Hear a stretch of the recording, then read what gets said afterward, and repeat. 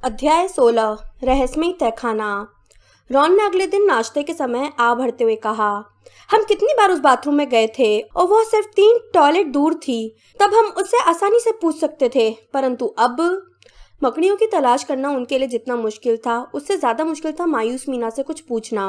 यह लगभग असंभव था कि वे टीचर्स की नजर बचाकर इतनी देर तक गायब रहें ताकि लड़कियों के बाथरूम में चोरी छुपे घुस सके, खास तौर पर लड़कियों के उस बाथरूम में जिसके पास पहला हमला हुआ था।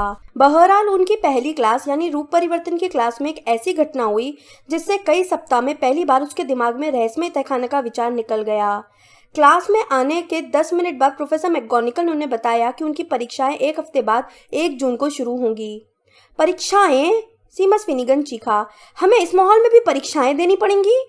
हैरी के पीछे एक जोरदार धमाका हुआ। नेविल लॉन्गबॉटम की छड़ी फिसलकर गिर गई थी, जिससे उसकी टेबल का एक पैर गायब हो गया। प्रोफेसर मैकगोनिगल ने अपनी छड़ी घुमाकर उसे वापस ठीक किया और त्योरियां चढ़ाकर फिनिगन की तरफ मुड़ी। उन्होंने गंभीरता से कहा, ऐसे माहौल में भी स्कूल को खुला रखने का मकसद ही यही है कि आपको शिक्षा मिल सके, इसलिए परीक्षाएं जैसी होती हैं वैसी ही होंगी।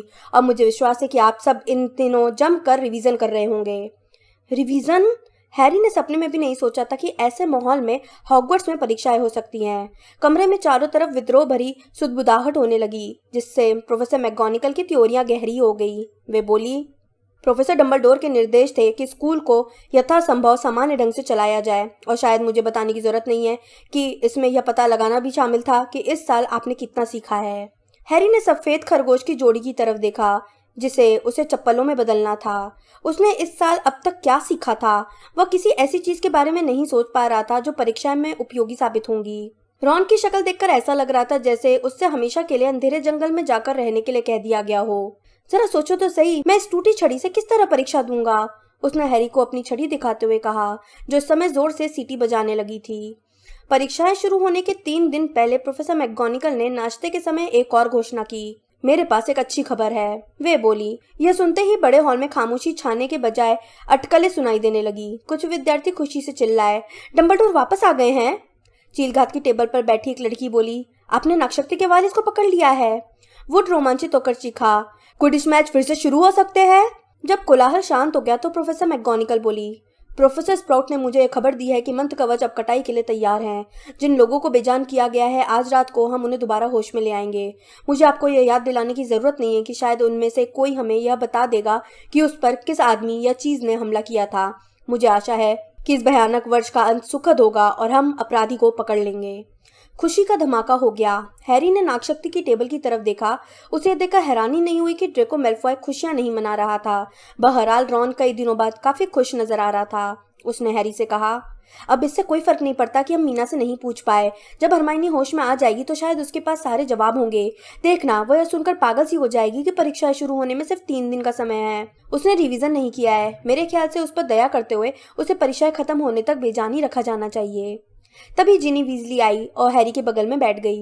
वह तनावग्रस्त और घबराई दिख रही थी।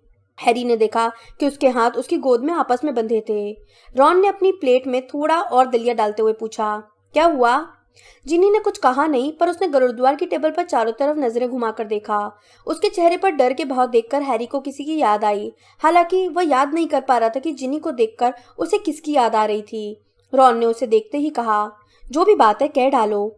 हैरी को अचानक एहसास हुआ कि जिनी किसके जैसी लग रही थी। वह अपनी कुर्सी पर आगे पीछे हिल रही थी, ठीक उसी तरह जिस तरह डॉबी तब करता था जब वह कोई गोपनीय बात कहने वाला होता था।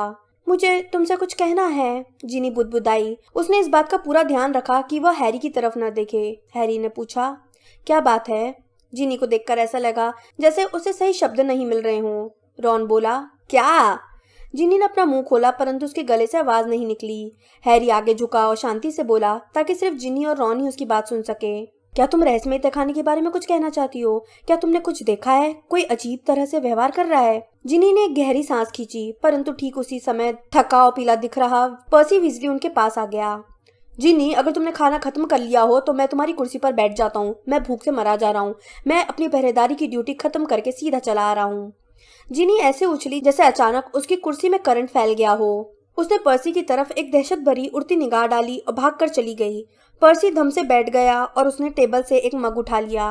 रॉन गुस्से में बोला, पर्सी, जिनी हमें अभी कोई महत्वपूर्ण बात बताने वाली थी। चाय का आधा घूंट पीने के बीच में ही पर्सी को ठसका लगा। उसने खांसते हुए पूछा, किस तरह की बात? मैंने उसे पूछा था कि क्या उसने कोई अजीब चीज देखी थी और वह कुछ बताने वाली थी। पर्सी तत्काल बोला, अरे वह उसका रहस्यमय तहखाने से कोई लेना देना नहीं है। रॉन ने अपनी भ्रुकुटी चढ़ाकर कहा, तुम्हें कैसे मालूम? देखो, अगर तुम जानना ही चाहते हो तो जिनी ने एक दिन मुझे देख लिया था जब मैं खैर छोड़ो। मुद्दे की बात यह है कि उसने मुझे कुछ करते देख लिया था और मैंने उसे कहा था कि अगर वो उसका जिक्र किसी से भी ना करे। मुझे लगता है कि वो अपना वायदा नहीं तोड़ेगी। कोई खास बात नहीं है, सचमुच मैं तो बस थोड़ा सा। हैरी ने पर्सी को कभी इतना परेशान और व्यग्र नहीं देखा था। रॉन ने दांत दिखाते हुए पूछा, तुम क्या कह रहे हो पर्सी? चलो भी, हमें बता दो, हम नहीं हंसेंगे।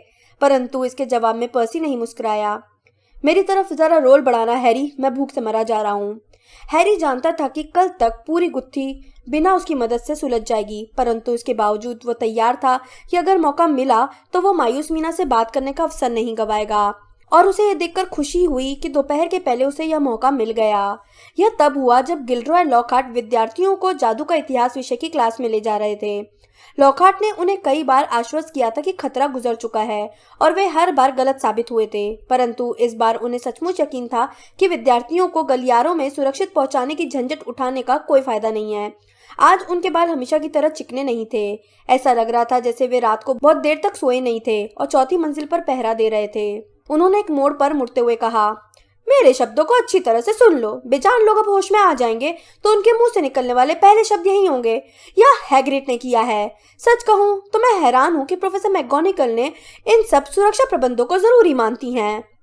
मैं आपसे सहमत हूं सर, हैरी ने कहा। उसकी बात सुनकर रॉन ने हैरानी से अपनी किताब गिरा दी। धन्यवाद हैरी, लॉकहार्ट ने शालीनता से कहा जब उन्होंने मेहनत का हाउस के विद्यार्थियों की लंबी लाइन के गुजर जाने का इंतजार किया। मेरा मतलब है, हम टीचर्स के पास विद्यार्थियों को उनकी क्लास तक पहुंचाने और सारी रात गश्त लगाने के अलावा भी बहुत से काम होते हैं। आप बिल्कुल ठीक कह रहे हैं सर। रॉन भी अब हैरी की बात का मतलब समझ गया था। आप हमें यहीं क्यों नहीं छोड़ देते? हमें अब सिर्फ एक और गलियारा पार करना है। लॉकहार्ट बोले, तुम ठीक कह रहे हो वीजली, मैं सोचता हूँ कि मुझे यह करना चाहिए। मुझे जाकर अगली क्लास की तैयारी भी तो करना है। और वे जल्दी से चल दिए। क्लास की तैयारी? रॉन ने उसके पीछे व्यंग से मुस्कुराते हुए कहा, इस बात की ज्यादा संभावना है कि वे अपने बाल संवारने गए होंगे। हैरी और रॉन ने गरुड़द्वार के बाकी विद्यार्थियों को अपने से आगे जाने दिया। फिर उन्होंने बगल वाले गलियारे में दौड़ लगा दी और तेजी से मायूस मीना के बाथरूम की तरफ चल दिए। परंतु जब वे अपनी शानदार योजना की सफलता पर एक दूसरे को बधाइयां दे रहे थे कि तभी, पॉटर, वीजली, तुम लोग यहाँ क्या कर रहे हो? वहां पर प्रोफेसर मैकगोनागल खड़ी थी और उनका मुंह इस समय बहुत ज्यादा पतला दिख रहा था।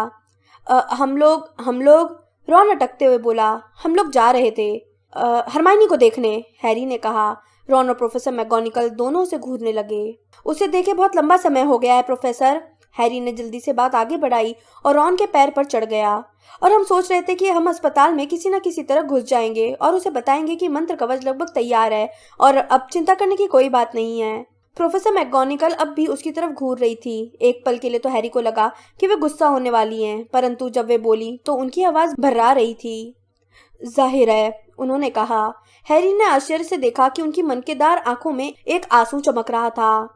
जाहिर है, मैं समझती हूँ कि यह उनके दोस्तों के लिए सबसे मुश्किल समय है, जिन्हें बेजान मैं अच्छी तरह समझती हूँ। हाँ पॉटर, निश्चित रूप से तुम मिस ग्रेंजर को मिलने जा सकते हो। मैं प्रोफेसर बिन्स को बता दूंगी कि तुम कहाँ गए हो। मैडम पॉम्फ्री से कह देना कि मैंने तुम्हें इजाजत दे दी है। हैरी और रॉन चल पड़े। उन्हें विश्वास नहीं हो रहा था कि वे सजा से बच गए थे। जब वे मोड़ पर मुड़े तो उन्हें प्रोफेसर मैकगोनागल के नाक से कुड़ने की आवाज साफ सुनाई दी। रॉन ने गर्मजोशी से कहा, यह तुम्हारे द्वारा गढ़ी गई अब तक की सबसे बढ़िया कहानी थी। उनके पास अब और कोई विकल्प नहीं था सिवाय इसके कि वे अस्पताल जाएं और मैडम पॉम्फ्री को बताएं कि प्रोफेसर मैकगोनागल ने उन्हें हरमाइनी से मिलने की इजाजत दे दी थी। मैडम पॉम्फ्री ने उन्हें अंदर जाने को दिया, परंतु अनिच्छा से। किसी बेजान व्यक्ति से बात करने का कोई फायदा ही नहीं है, वे बोली, और उन दोनों को यह स्वीकार करना पड़ा कि वे सही थीं।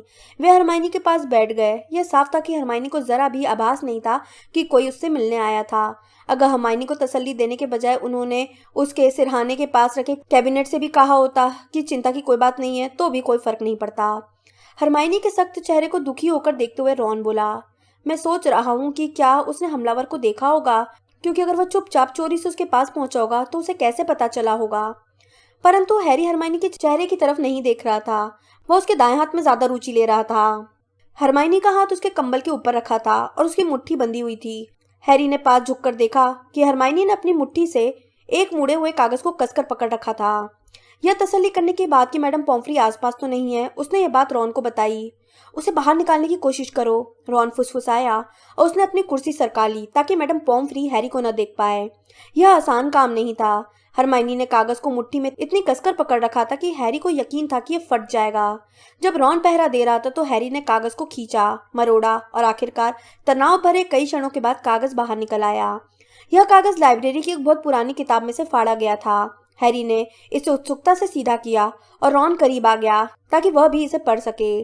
हमारी धरती पर पाए जाने वाले भयंकर जानवरों में सबसे अजीब और खतरनाक जानवर है कालदृष्टि, जिसे सर्प सम्राट के नाम से भी जाना जाता है। यह दैत्याकार सांप सैकड़ों साल जीता है। यह मुर्गी के अंडे से तब पैदा होता है जब इसे मेढक के नीचे सेका जाता है। अपने शिकार को मारने के इसके तरीके बहुत अजीब हैं, क्योंकि घातक जहरीले दांतों के अलावा काल दृष्टि की निगाह भी मारक होती है और इसकी आंखों में देखने वाला तत्काल मर जाता है। मकड़ियां काल दृष्टि से दूर भागती हैं क्योंकि वह उनका मारक शत्रु है। काल दृष्टि सिर्फ मुर्गे की आवाज से दूर भागता है क्योंकि वह इसके लिए घातक होती है। और इन पंक्तियों के नीचे एक अकेला शब्द लिखा था जिसे देखते ही हैरी पहचान गया कि इसे हरमाइनी ने लिखा था, पाइप्स। ऐसा लगा जैसे किसी ने हैरी के दिमाग की बत्तियां जला दी थी। वह रोमांचित होकर बोला, रॉन अब भेद खुल गया। यह रहा जवाब। तहखाने में जो भयानक जानवर है वह काल दृष्टि है, एक विशाल सर्प। इसी वजह से मैं उसकी आवाज सुन सकता हूँ, दूसरा कोई नहीं सुन सकता। ऐसा इसलिए है क्योंकि मैं सर्पभाषी हूँ। हैरी ने अपने चारों तरफ लगे बिस्तरों की तरफ देखा। काल दृष्टि की आंखों में देखने वाला मर जाता है, परंतु कोई भी नहीं मरा क्योंकि किसी ने भी सीधे इसकी आंखों में नहीं देखा। कॉलिन ने उसे अपने कैमरे से देखा। काल दृष्टि ने इसके अंदर की पूरी रील को जला डाला, परंतु कॉलिन सिर्फ बेजान हुआ। जस्टिन ने काल दृष्टि को लगभग सिरकटे निक के आर पार देखा। निक पर दृष्टि का पूरा प्रभाव पड़ा, परंतु वह दोबारा कैसे मर सकता था। और हरमाइनी तथा चीलघात के प्रीफेक्ट के पास शीशा था। हरमाइनी को उसी समय यह पता चला था कि भयानक जानवर काल दृष्टि था। मैं शर्त लगाता हूँ कि उसने प्रीफेक्ट को चेतावनी दे दी होगी कि मोड़ मुड़ने से पहले वह शीशे में देखे, और उस लड़की ने अपना शीशा बाहर निकाला होगा। और रॉन का जबड़ा लटक गया। उसने उत्सुकता से फुसफुसाते हुए पूछा, और मिसेस नॉरिस? हैरी थोड़ी देर सोचने लगा और हैलोवीन की रात की दृश्य को याद किया। पानी, उसने धीमे से कहा। मायूस मीना के बाथरूम से पानी की बाढ़ बाहर निकल रही थी। मैं शर्त लगाता हूँ कि मिसेस नॉरिस ने सिर्फ उसकी परछाई देखी होगी। उसने अपने हाथों में रखे कागज को ध्यान से देखा। वह उसे जितना देखता था उसे उसमें उतनी ही ज्यादा समझदारी नजर आती थी। काल दृष्टि सिर्फ मुर्गे की आवाज से दूर भागता है क्योंकि यह उसके लिए घातक होती है। उसने जोर से पढ़ा। हैग्रिड के मुर्गों को किसी ने मार डाला था। नागशक्ति का वारिस नहीं चाहता था कि जब तहखाना खुले तो एक भी मुर्गी महल के आसपास रहे। मकड़ियां काल दृष्टि से दूर भागती हैं। यह सब बात पूरी तरह फिट बैठता है। रॉन ने पूछा, परंतु काल दृष्टि महल में चारों तरफ कैसे घूमता है? एक गंदा विशाल सांप, किसी को तो वह नजर आता। बहरहाल हैरी उस शब्द की तरफ इशारा कर रहा था जिसे हरमाइनी के कागज के निचले हिस्से पर लिखा था। पाइप्स, उसने कहा। पाइप्स रॉन, वह पाइप्स में घूमता था, तभी तो मुझे दीवारों के भीतर से उसकी आवाज सुनाई देती थी। रॉन ने अचानक हैरी की बांह पकड़ ली। उसने भर्राई आवाज में कहा, रहस्यमय तहखाने का प्रवेश द्वार, कहीं यह बाथरूम तो नहीं? कहीं यह मायूस मीना का बाथरूम तो नहीं? हैरी बोला। वे वहां बैठे रहे। ऐसा लग रहा था जैसे उनका रोम रोम रोमांचित हो गया था। उन्हें यकीन नहीं हो रहा था कि वे सब कुछ जान गए थे। हैरी बोला, इसका मतलब यह है कि इस स्कूल में सिर्फ मैं ही सर्पभाषी नहीं हूँ, नागशक्ति का वारिस भी है। इसी तरह वह काल दृष्टि को नियंत्रित करता होगा। रॉन की आंखों में चमक आ गई। उसने पूछा, अब हम क्या करें? सीधे मैगोनिकल के पास चलें? हैरी ने उछलकर खड़े होते हुए कहा, हम स्टाफ रूम में चलते हैं। वे वहां पर 10 मिनट में आ जाएंगी। छुट्टी होने ही वाली है।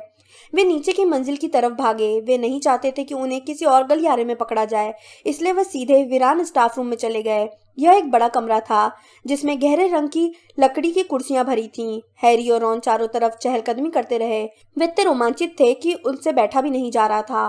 परंतु छुट्टी का संकेत देने वाली घंटी कभी बजी ही नहीं। इसके बजाय गलियारे में प्रोफेसर मैगोनिकल की आवाज गूंजी, जो जादू से बहुत तेज कर दी गई थी। सभी विद्यार्थी तत्काल अपने अपने हाउस के हॉल में पहुंचे। सभी टीचर्स स्टाफ रूम में पहुंचे तत्काल। हैरी ने घूमकर रॉन को घूरा। कहीं एक और हमला तो नहीं हुआ इस समय? दहशत में आते हुए रॉन ने पूछा, हम क्या करें? वापस हॉल में चलें? नहीं, हैरी ने चारों तरफ देखते हुए कहा। उसकी बाईं तरफ एक बदसूरत सा वार्डरोब था जिसमें टीचर्स के चोगे भरे थे। इसके अंदर छुप जाते हैं, पहले हम सुन लेते हैं कि क्या हुआ है, फिर हम उन्हें बता देंगे कि हमें क्या पता चला है। उन्होंने खुद को वार्डरोब में छिपा लिया। उन्हें ऊपर से सैकड़ों कदमों की आवाज आ रही थी। स्टाफ रूम का दरवाजा बार बार खुलता रहा। चोगों की तह के बीच से उन्होंने टीचर्स को कमरे में आते देखा। उनमें से कई हैरान थे और कई डरे हुए। फिर प्रोफेसर मैगोनिकल आई। उन्होंने स्टाफ रूम में एकत्रित खामोश टीचर्स को बताया। जिसका डर था वही हुआ। भयानक जानवर एक विद्यार्थी को उठा कर ले गया है, सीधे अपने तहखाने में। प्रोफेसर फ्लेटविक की चीख निकल गई। प्रोफेसर स्प्राउट ने अपने मुंह पर हाथ रख लिए। इसने अपने कुर्सी की पीठ को कसकर पकड़ा और पूछा, आप इतने विश्वास से कैसे कह सकती हैं? प्रोफेसर मैगोनिकल, जिनका चेहरा बिल्कुल सफेद पड़ चुका था, बोली, नागशक्ति के वारिस ने एक और संदेश छोड़ा है। पहले वाले संदेश के ठीक नीचे उसका कंकाल हमेशा के लिए तहखाने में पड़ा रहेगा। प्रोफेसर फ्लिटविक आंसुओं में डूब गए। कमजोर घुटनों के कारण मैडम हूच ने कुर्सी पर गिरते हुए पूछा, भयानक जानवर किसे उठाकर ले गया है? जिनी वीजली को, प्रोफेसर मैगोनिकल ने कहा। हैरी ने महसूस किया कि यह सुनकर रॉन बिना आवाज किए फिसला और वार्डरोब के फर्श पर गिर गया।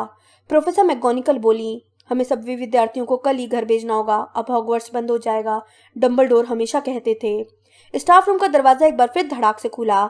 एक पल के लिए तो हैरी को लगा कि डंबलडोर आए होंगे, परंतु जो प्रोफेसर अंदर आए वे डंबलडोर नहीं बल्कि लॉकहार्ट थे और वे मुस्कुरा रहे थे।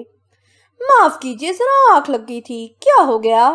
उनका ध्यान इस तरफ नहीं गया कि बाकी टीचर्स उनकी तरफ ऐसे अंदाज में देख रहे थे जो नफरत से मिलता जुलता था। स्नेप आगे बढ़े। वे बोले, आखिरकार हमारे बीच वो आदमी आ ही गया है जिसकी हमें जरूरत है। लॉकहार्ट भयानक जानवर एक लड़की को उठाकर ले गया है। वह उसे रहस्यमय तहखाने के भीतर ले गया है। अब आपकी परीक्षा की घड़ी आ चुकी है। लॉकहार्ट का चेहरा पीला पड़ गया। यह सही है गिल्डरॉय, प्रोफेसर स्प्राउट बोली। पिछली रात को आप ही तो कह रहे थे कि आप पहले से ही जानते कि रहस्यमय तहखाने का प्रवेश द्वार कहाँ है। मैं लॉकहार्ट ने एकदम हड़बड़ा कर कहा।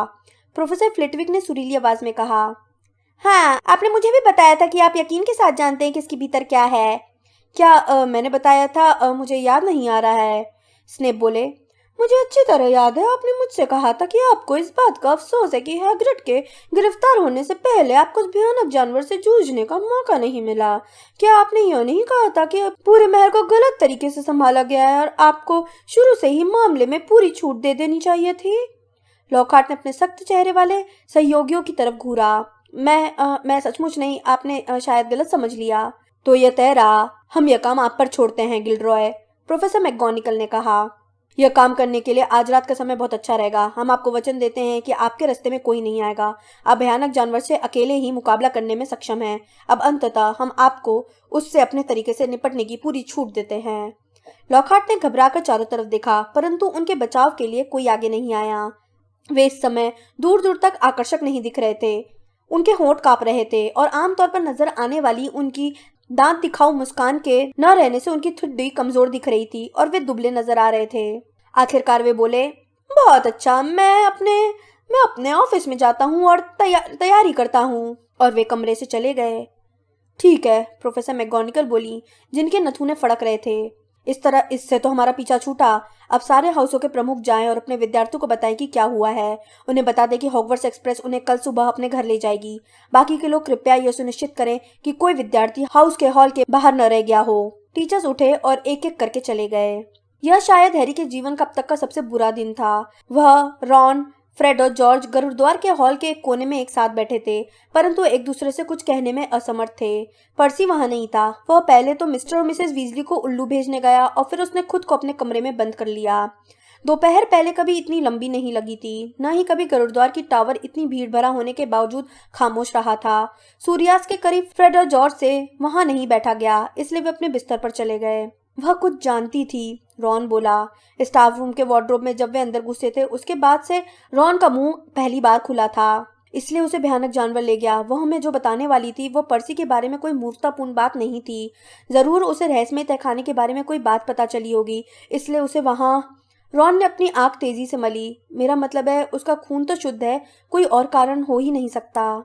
हैरी डूबते सूरज को देख रहा था, जो खून की तरह लाल रंग का था। यह उसका सबसे बुरा अनुभव था।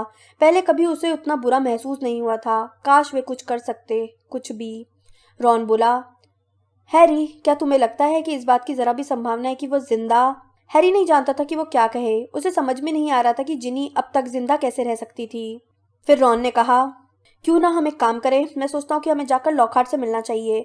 हमें जो मालूम है वह हम उन्हें बता देते हैं। वे तहखाने में घुसने की कोशिश करने तो जा ही रहे हैं। हम उन्हें बता देते हैं कि हमारे हिसाब से उसका प्रवेश द्वार कहाँ होना चाहिए, और यह भी कि वहाँ पर कालदृष्टि नाम का भयानक सर्प रहता है। चूंकि हैरी के दिमाग में कुछ और करने का विचार नहीं आ रहा था, पर चूंकि वह कुछ तो करना चाहता था, इसलिए वह सहमत हो गया। उनके आसपास बैठे गरुड़द्वार के बाकी विद्यार्थी इतने दुखी थे और उनके मन में वीजली भाइयों के लिए इतनी हमदर्दी थी कि जब वे उठे, कमरे के पार गए और तस्वीर के छेद से निकलकर बाहर निकल गए, तो किसी ने भी उन्हें रोकने की कोशिश नहीं की।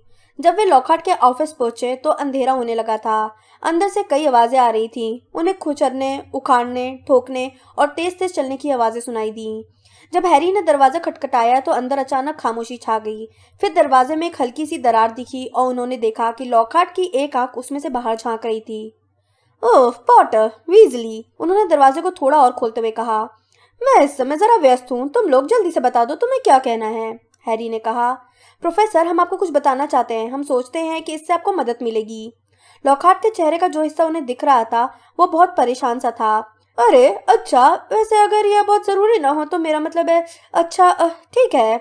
उन्होंने दरवाजा खोला और हैरी तथा रॉन अंदर घुस गए। उनका ऑफिस लगभग पूरी तरह खाली हो गया था। दो बड़े संदूक फर्श पर खुले पड़े थे। गहरे हरे, नीले, हर तरह के दुशाले जल्दबाजी में तय करके एक संदूक में भर दिए गए थे। दूसरे संदूक में किताबें अस्त व्यस्त तरीके से फेंकी गई थीं। दीवारों पर जो तस्वीरें लगी थीं वे अब डेस्क पर रखे बक्सों में बंद थीं। हैरी ने पूछा, आप कहीं जा रहे हैं? अच्छा हाँ, लॉकहार्ट ने कहा। यह बोलते समय उन्होंने दरवाजे के पीछे से अपना आदम कद पोस्टर निकाला और उसे लपेटना शुरू किया। तत्काल बुलावा आया है, टाला नहीं जा सकता, जाना ही पड़ेगा। और मेरी बहन का क्या होगा? रॉन ने सख्त लहजे में पूछा। उस बारे में बहुत दुर्भाग्यपूर्ण है, लॉकहार्ट ने कहा। एक ड्रॉर खोला, उसका सामान एक बैग में खाली करते हुए और उनसे नजर चुराते हुए बोले, मुझसे ज्यादा अफसोस किसी और को नहीं होगा। हैरी बोला, आप गुप्त कलाओं से रक्षा के टीचर हैं, आप इस समय नहीं जा सकते जब इतनी सारी गुप्त चीजें यहाँ पर हो रही हैं। लॉकहार्ट ने अपने कपड़ों पर मोजे रखते हुए कहा, देखो, जब मैंने यहाँ नौकरी की थी तब मुझे किसी ने नहीं बताया था कि मुझे इस तरह का काम भी करना पड़ेगा। मुझे बिल्कुल उम्मीद नहीं थी। हैरी ने अविश्वास से पूछा, आपके कहने का क्या मतलब है? आप डरकर भाग रहे हैं उन सारे कारनामों के बाद भी जो आपने इतनी किताबों में किए हैं? किताबें गुमराह कर सकती हैं, लॉकहार्ट ने नजाकत से कहा। हैरी चिल्लाया, परंतु आपने उन्हें लिखा है। मेरे प्यारे बच्चे, लॉकहार्ट सीधे तनकर खड़े होते हुए और हैरी की तरफ त्योनियां चढ़ाकर देखते हुए बोले, अपनी बुद्धि का इस्तेमाल करो। अगर लोग यह सोचते कि मैंने वे सारे हैरत अंगेज कारनामे नहीं किए हैं तो मेरी किताबें आधी भी नहीं बिकती। कोई भी किसी बदसूरत बूढ़े आर्मेनियन जादूगर के बारे में नहीं पढ़ना चाहता, भले ही उसने किसी गांव को आदम भेड़िए से बचाया हो। वो पुस्तक के कवर पर भयानक दिखेगा, उसे कपड़े पहनने का सलीका तक नहीं था, और जिस जादूगरनी ने खतरनाक परी को भगाया था उसकी ठुड्डी पर बाल थे। मेरा मतलब है, इसे इस तरह से देखो। हैरी ने अविश्वास से कहा, तो आपने उन कारनामों का श्रेय लिया जो दूसरों ने किए हैं? हैरी, हैरी, लॉकहार्ट अपने सिर को अधीरता से हिलाते हुए बोले, यह इतना आसान नहीं था। इसमें बहुत मेहनत करनी पड़ी। मुझे उन लोगों को खोजना पड़ा, उनसे पूछना पड़ा कि उन्होंने यह काम किस तरह से किया था। फिर मुझे उन पर याददाश्त भुलाने वाले मंत्र का प्रयोग करना पड़ा ताकि उन्हें याद न रहे कि उन्होंने वह काम किया था। अगर कोई चीज है जिस पर मुझे गर्व है तो यह है कि मैं याददाश्त भुलाने वाले मंत्र बहुत अच्छी तरह से पढ़ सकता हूँ। नहीं, यह आसान नहीं था। मुझे बहुत मेहनत करनी पड़ी हैरी। यह सिर्फ किताबों पर ऑटोग्राफ देने और प्रचार के लिए फोटो खिंचवाने जितना आसान नहीं था। अगर आपको शोहरत चाहिए तो आपको लंबे समय तक कड़ी मेहनत करने के लिए तैयार रहना चाहिए। लॉकहार्ट ने अपने संदूक बंद करके उन पर ताला लगाया। फिर वे बोले, अब क्या बचा है? मुझे लगता है सब कुछ हो गया, बस एक चीज बची है। उन्होंने अपनी छड़ी निकाली और हैरी व रॉन की ओर मुड़े। बहुत अफसोस है लड़कों, परंतु मुझे अब तुम पर याददाश्त भुलाने वाले मंत्रों का प्रयोग करना पड़ेगा। मैं यह बर्दाश्त नहीं कर सकता कि तुम लोग मेरे रहस्यों को सबके सामने चिल्लाते फिरो। तब तो मेरी एक भी किताब नहीं बिकेगी। हैरी कहाँ सही समय पर अपनी छड़ी पर पहुंच गया। लॉकहार्ट अपनी छड़ी मुश्किल से उठा ही रहे थे कि तभी हैरी गरजा, निरस्त्र भव। लॉकहार्ट धमाके के साथ पीछे जाकर अपने संदूक में गिर गए। उनकी छड़ी उनके हाथ से छूटकर हवा में उड़ी, जिसे रॉन ने झेल लिया और खुली खिड़की से बाहर फेंक दिया। प्रोफेसर स्नेप को हमें यह नहीं सिखाने देना चाहिए था, हैरी ने गुस्से से कहा और लॉकहार्ट के संदूक को लात मारकर एक तरफ कर दिया। लॉकहार्ट उसकी तरफ देखते रहे और एक बार फिर कमजोर से दिखने लगे। हैरी ने अपनी छड़ी उनकी तरफ तान रखी थी। तुम मुझसे क्या करवाना चाहते हो? लॉकहार्ट ने मरी हुई आवाज में कहा।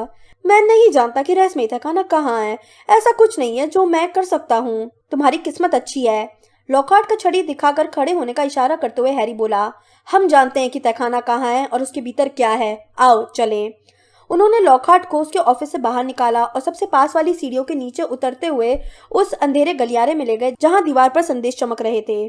फिर वे मायूस मीना के बाथरूम के दरवाजे तक पहुंच गए। उन्होंने सबसे पहले लॉकहार्ट को अंदर भेजा।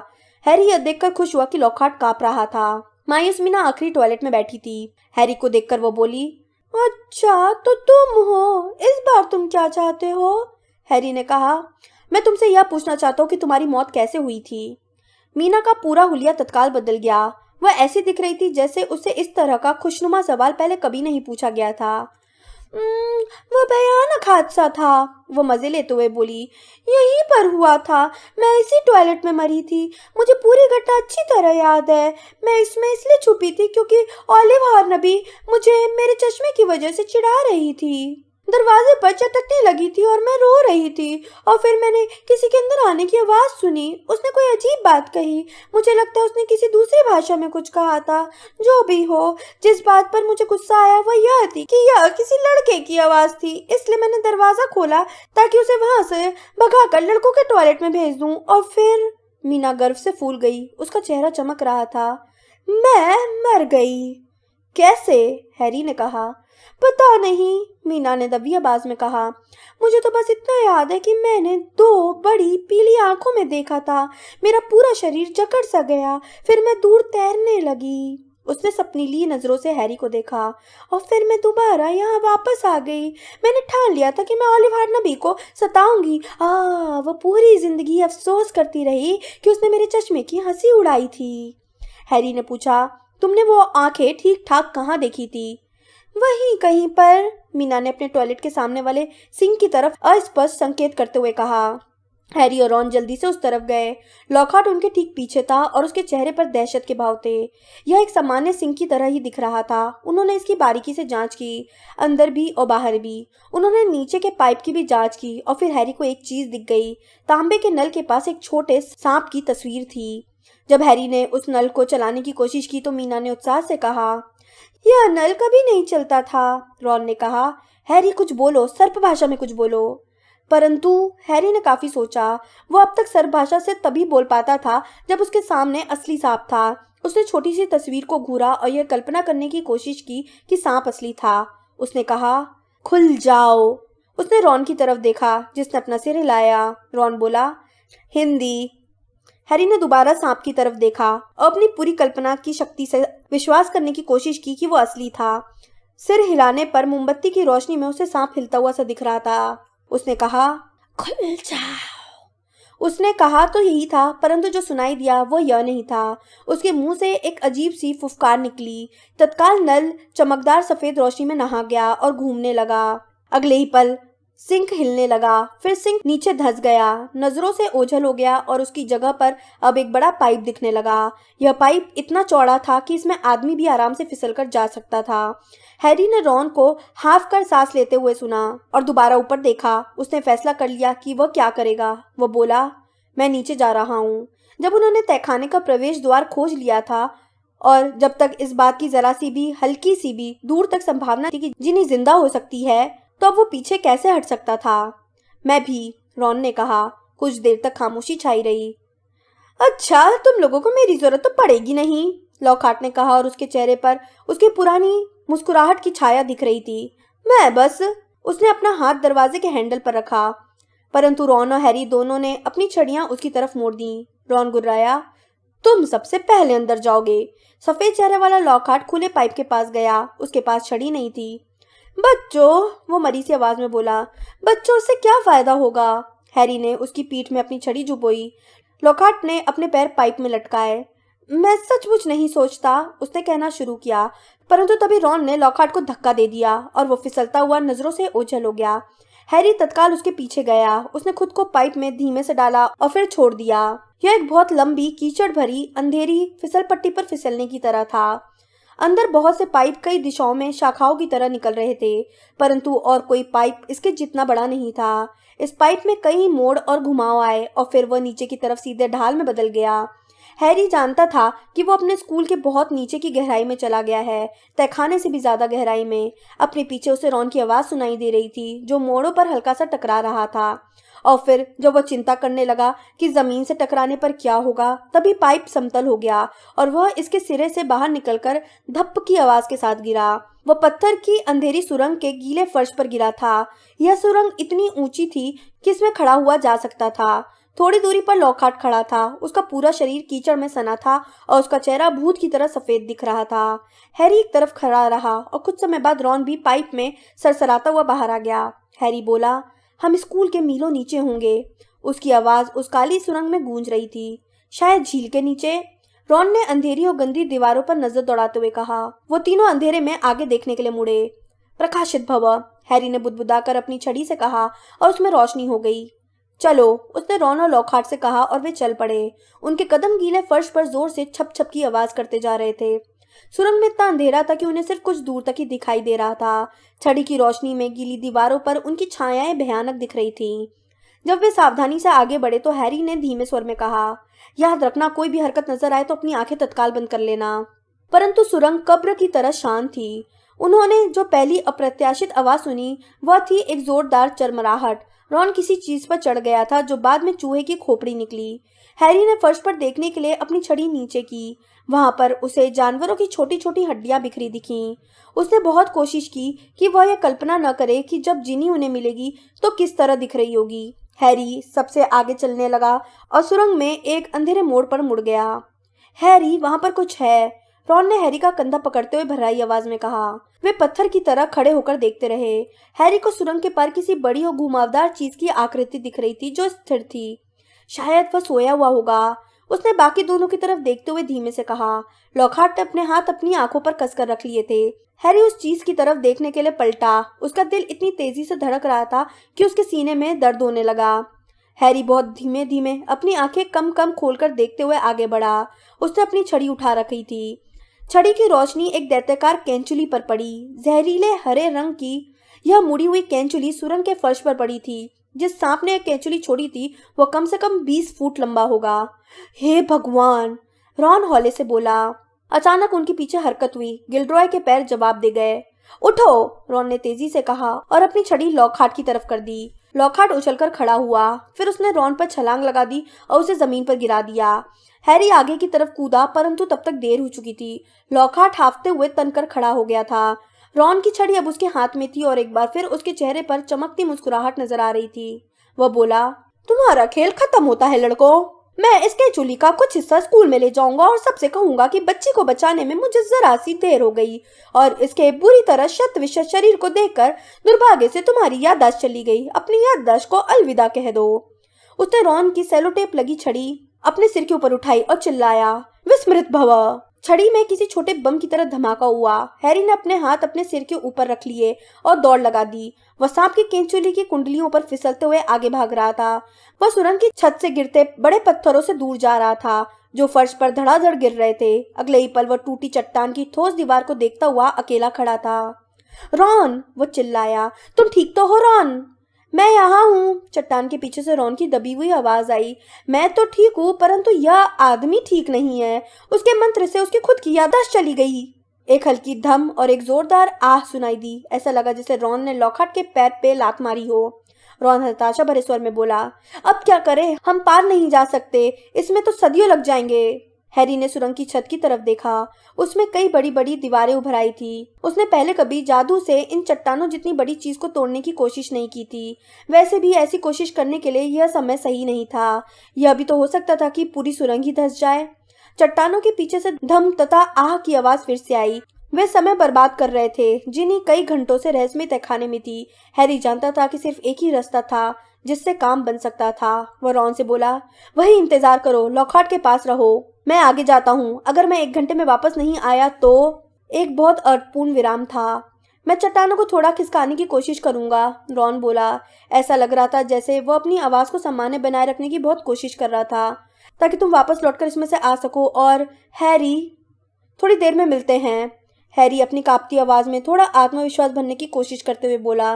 और फिर विशाल सर्प की केचुली को पार करता हुआ वह अकेला ही आगे चल दिया। कुछ समय तक तो हैरी को रॉन की चट्टानों के खिसकाने की आवाज सुनाई दी, परंतु थोड़ी देर बाद उसे आवाजें सुनाई देना बंद हो गई। सुरंग में मोड़ पर मोड़ आते गए। हैरी के शरीर की नस नस दुख रही थी। वह चाहता था कि सुरंग खत्म हो जाए, परंतु साथ ही उसे डर भी था कि जिससे सुरंग खत्म होने पर उसकी मुठभेड़ होगी। और फिर आखिरकार जब वह एक और मोड़ पर मुड़ा तो उसने अपने सामने एक ठोस दीवार देखी। इस पर दो गुथे हुए सांप उकेरे हुए थे, जिनकी आंखें बड़े चमकदार पन्नों से बनी थी। हैरी पास गया। उसका गला बुरी तरह सूख रहा था। यह कल्पना करने की जरूरत नहीं थी कि ये पत्थर के सांप असली हैं, क्योंकि उनकी आंखें अजीब तरीके से सजीव लग रही थी। हैरी ने अंदाजा लगा लिया कि उसे क्या करना होगा। जब उसने खंखार कर अपना गला साफ किया तो पन्ने की आंखें हिलती नजर आईं। खुल जाओ, हैरी ने धीमे से फुफकारते हुए कहा। सांप अलग अलग हो गए और दीवार खुल गई। दीवार के दोनों हिस्से ओझल हो गए और सिर से पैर तक कांपता हुआ हैरी अंदर चला गया।